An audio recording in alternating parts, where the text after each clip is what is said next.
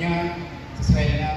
Pemerintah Kabupaten Oku memenuhi janjinya untuk memberikan reward penghargaan kepada para atlet Kabupaten Oku yang telah meraih medali emas, perak, dan perunggu pada Porprov ke-15 di Mupa, Pepaprov ke-5 di Mupa, Korpi ke-1, serta tali asih kepada seluruh pelatih dan atlet yang telah mengharumkan nama Kabupaten Oku. Dikatakan Teddy, pemerintah Kabupaten Oku berterima kasih dan sangat bangga kepada para atlet yang telah berjuang mengharumkan nama Kabupaten Oku. Selain itu, Teddy juga bangga karena Kabupaten Oku tidak menggunakan atlet-atlet dari luar Kabupaten Oku. Teddy juga bangga dengan potensi putra daerah Kabupaten Oku dan pemerintah harus memanfaatkan potensi tersebut.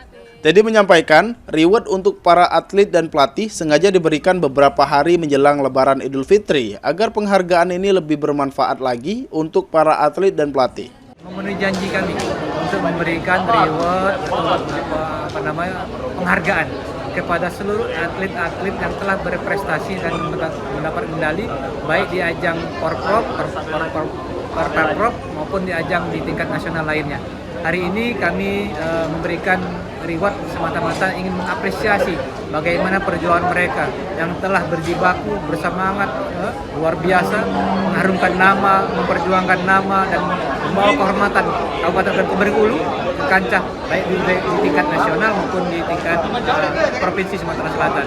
Dan hari ini kami bagikan menjelang Hari Raya Idul Fitri supaya apa? Supaya reward ini lebih bermakna lagi.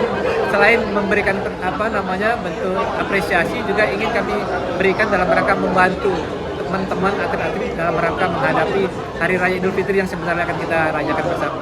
Penghargaan yang diterima para atlet sebesar 6 juta untuk medali emas kategori perorangan, 5 juta untuk perak kategori perorangan, dan 3 juta untuk perunggu kategori perorangan. Serta jumlah reward lainnya untuk atlet perunggu dan para pelatih berprestasi. Yunin Yuniki, Paldivi.